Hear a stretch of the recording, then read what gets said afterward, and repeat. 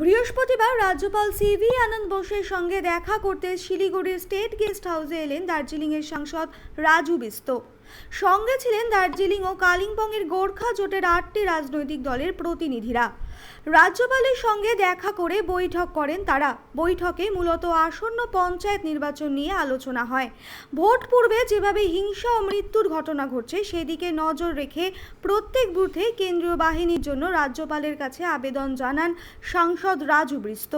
Vote পরবর্তী হিংসা রুখতে ভোট হয়ে যাওয়ার পর আরও 6 সপ্তাহ কেন্দ্রীয় বাহিনীকে সেই সব এলাকাতেই মোতায়েন করে রাখার আর্জি জানান পাহাড়ের রাজনৈতিক দলগুলি। Raju was there, MLA Ms. Neeraj Zimba, then President of ABGL, Pratap Khati, Vice President Central Committee, Varanimo, Hem Kumar Karki, Hamo Party Representative, Mandeep Lama, GJMM Representatives, Babu Tamang and Bimal Prathan were in the delegation. They gave me a representation and also had a reasonably detailed discussion on the issues which I want to raise. The request is mainly to ensure that the election can be held in an atmosphere of peace. They would like to have the sufficient forces, particularly central forces, to be deployed not only during election but also after election, because they expect post-poll violence to increase after the polls. They narrated instances of intimidation, threat and also attempted violence on the candidates and the party members. They said some of the members of the party, of the groups, which wanted to file nominations could not do so because they were physically intimidated and prevented by the goons. They also made me hear a voice clip in which one of the local leaders is threatening others. One, you withdraw your nomination if you want your life to be secure. Number 2, keep off campaigning in my territory. That was a voice clip which I heard from them. Now, the issue is this. The Honorable High Court has come up with an order, the implementation of which will ensure that there is free and fair election in the state. The court is very specific that there should not be any tampering with the human lives.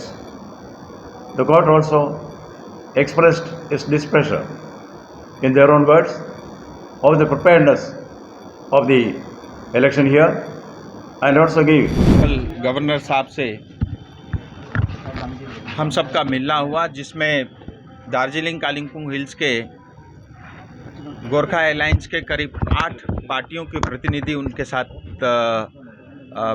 बैठना हुआ। हमारा governor साहब के साथ मिलने का मुख्य विषय पंचायत चुनाव को लेकर के था। हम सब जानते हैं कि पिछले दिनों किस तरह से जोया चोपड़ा के अंदर में हिंसा हुई, किस तरह से सिलीगुड़ी में party office, BJP party office को जलाया गया, और आज जिस तरह से पहाड़ के अंदर में वातावरण को दूषित करने का काम टीएमसी और उनके सहयोगी द्वारा हो रहा है। इतना ही नहीं, खुलेआम जो है सांसद को धमकी दिया जा रहा है।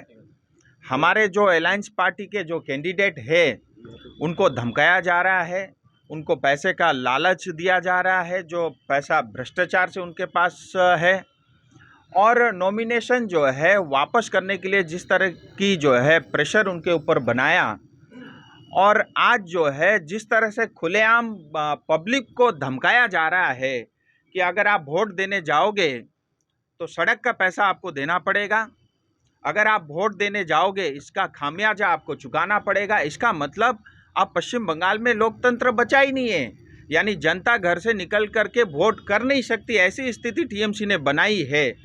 इन सब विषयों के ऊपर में बहुत देर तक उनके साथ चर्चा हुई और हमने एक प्रमुख मांग जो है गवर्नर साहब के साथ रखी है कि इस पंचायत चुनाव के अंदर में सभी बूथों में सेंट्रल फोर्स डेवलपमेंट होना चाहिए और उसके अलावा जो एक और विषय जो सबसे महत्वपूर्ण विषय था, हमने उनसे ये निवेदन किया है कि जो सेंट्रल फोर्स डेवलपमेंट होगा वो चुनाव होने के 6 सप्ताह तक वहीं पे रहे, क्योंकि जो हिंसा होती है 2021 में भी हमने देखा, चुनाव होने के बाद जहाँ जहाँ टीएमसी हारती है वहाँ जो है ज़्यादा वायलेंस होता है और इस बार पहाड़ में टीएमसी और उनके अलायंस उनका पूरी तरह खात्मा और साफ होना तय है।